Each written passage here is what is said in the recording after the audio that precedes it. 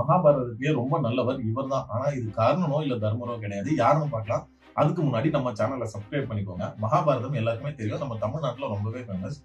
அதுல நல்லவர் யாருன்னு கேட்டா வாரி வழங்குற கர்ணன், இல்ல பொய்யே பேசாத தர்மர் அப்படின்னுவாங்க. ஆனா உண்மையிலேயே அதுல ரொம்ப நல்லவர் யாருன்னா விகர்ணன்.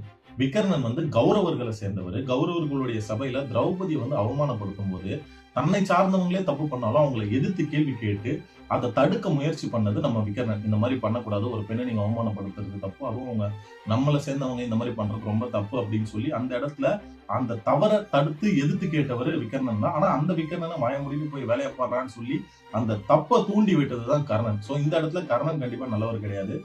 தன்னை சார்ந்தவங்களே தப்பு பண்ணாலுமே, அந்த தப்ப யார் தட்டி கேட்கிறாங்களோ, அவங்க தான் வந்து நல்லவங்க. அந்த வகையில விகர்ணன் தான் நல்லவன். ஏன்னா, நல்லவங்க கூட நம்ம நல்லவங்களா இருக்கிறது ஒரு பெரிய விஷயமே இல்ல இல்லையா? நம்மள சுத்தி எல்லாம் கெட்டவங்க. அந்த 99 கௌரவர்களும் கெட்டவங்க. அதுல ஒரே ஒருத்தர் விகர்ணன் மட்டும் நல்லவர். சோ, தன்ன சுத்தி கெட்டவங்க இருக்கும்போது, அதுல வந்து நல்லவனா இருக்கிறது தானே பெரிய விஷயம். சோ, என்ன பொறுத்தவரைக்கும் மகாபாரதம்ல விகர்ணன் தான் ரொம்ப நல்லவர்.